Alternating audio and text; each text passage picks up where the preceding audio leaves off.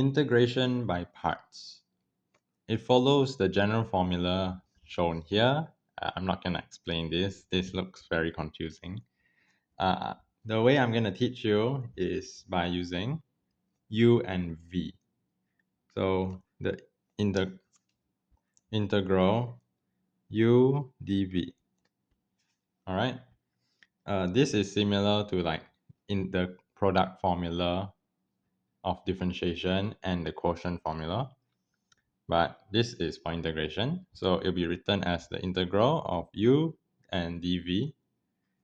This would equal to what I like to call a MID method, which stands for maintain, integrate, integrate, differentiate. It looks like this.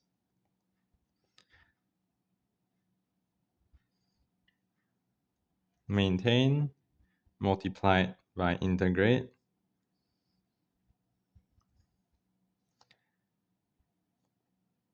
It's a square bracket because I'll explain that later. Then minus the integral of integrate times differentiate.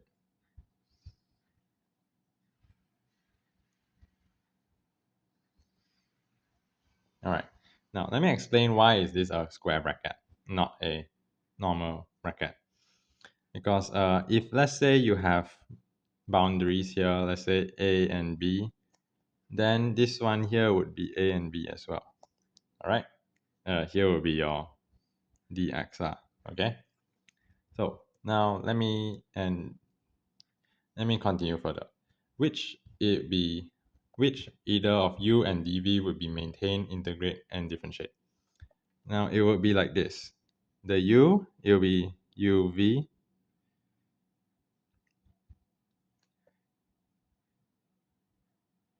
minus v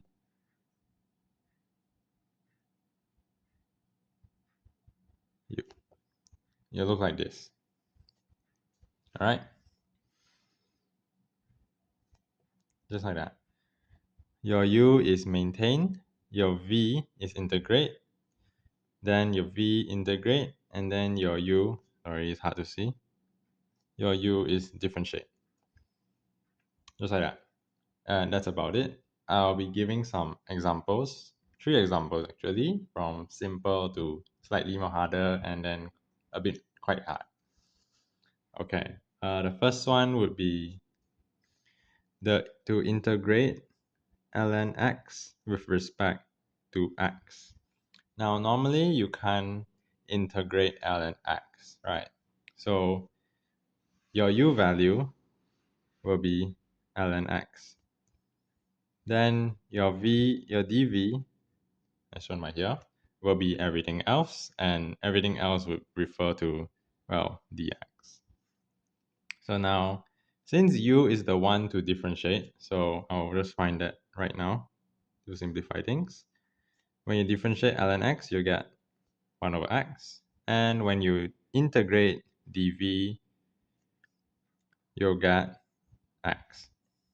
All right. So now this will equal to, so first we maintain the u value, so ln x.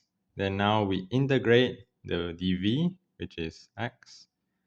You write it at the front so you don't confuse yourself. Then now integrate, and so x again, and now differentiate 1 over x dx. Simplifying it will give you like this. Since x over divided by x equals to 1, I didn't write it out, so it looks like this. Then continue on, you got this. This is an indefinite integral. There's no boundaries, so you need plus c. Don't forget about that. I always do. And yeah, that's the answer. This is for the first example. It's very simple. Now moving on to something a bit harder. We have an integral of x ln x with respect to x. it looks quite similar, but it's different, okay? I swear.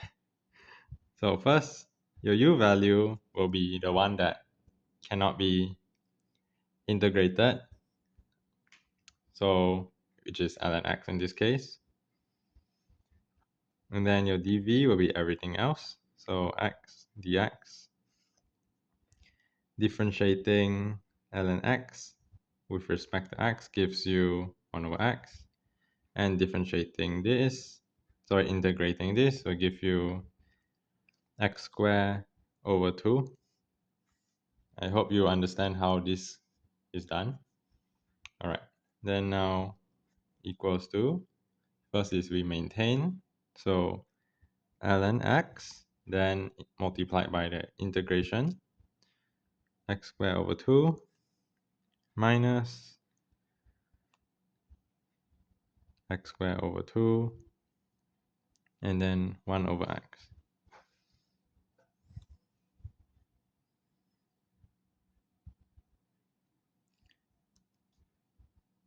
Then now I just simplify it.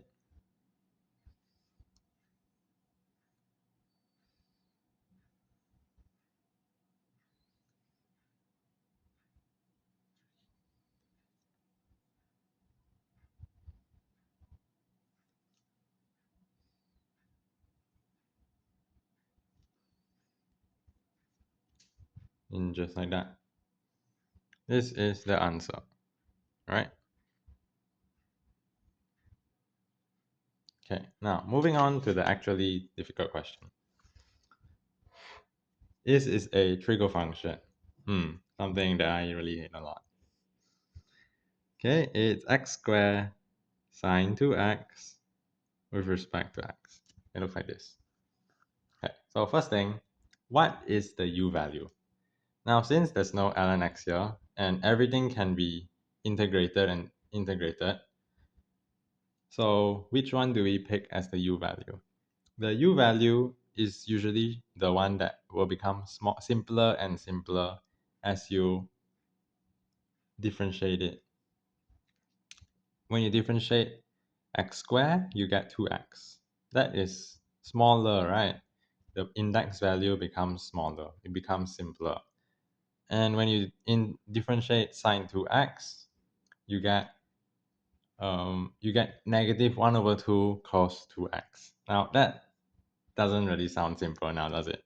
It's about the same difficulty as, same complex as its current form.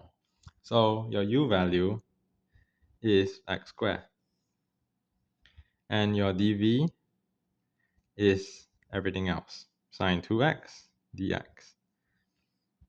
Now we differentiate the u, we get 2x, and we integrate dv, you get negative 1 over 2 cos 2x.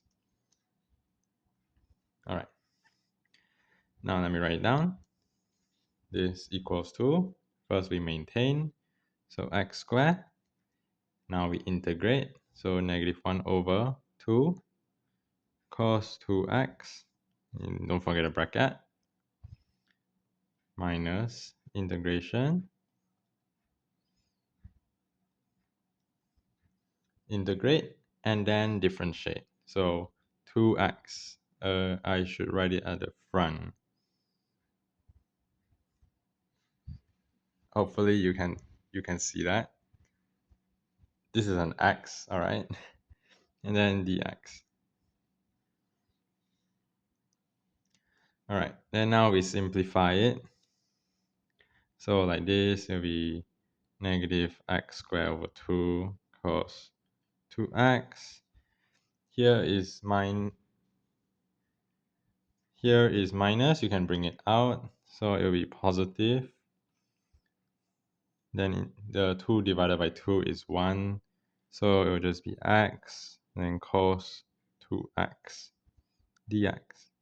Now, this right here is still not simple enough to just integrate directly. So we still need to do, yet again, one more time, integration by parts. Yippee. All right, so I'll just write it down here, all right? So same again, your u value is the one that can become simpler, which is x here. So u already as u1, to not confuse with the first one. u1 equals to x. Then dv1 equals everything else, which is cos 2x dx. Integrating u1, you get 1. Now differentiating dv1, v1 equals to equals to 1 over 2 sine 2x. Okay, now continuing. So let me rewrite this.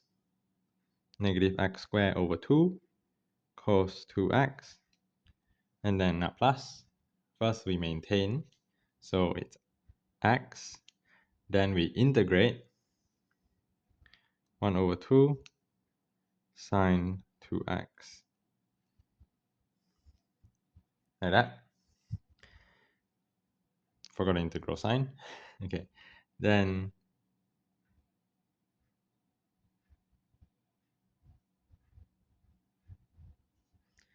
wait. No.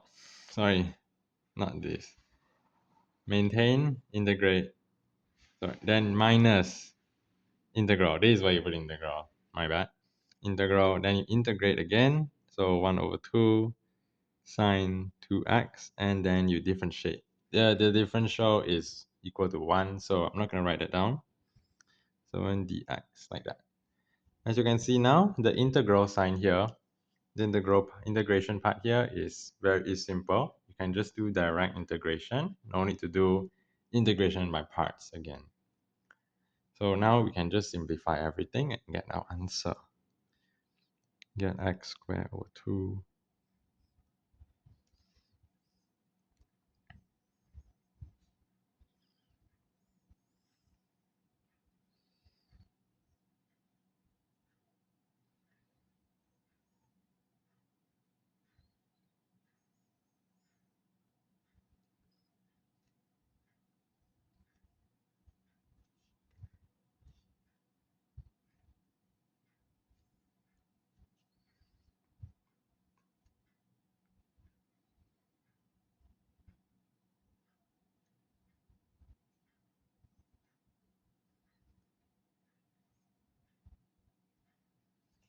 And just like that, this is the answer here, if you simplify everything.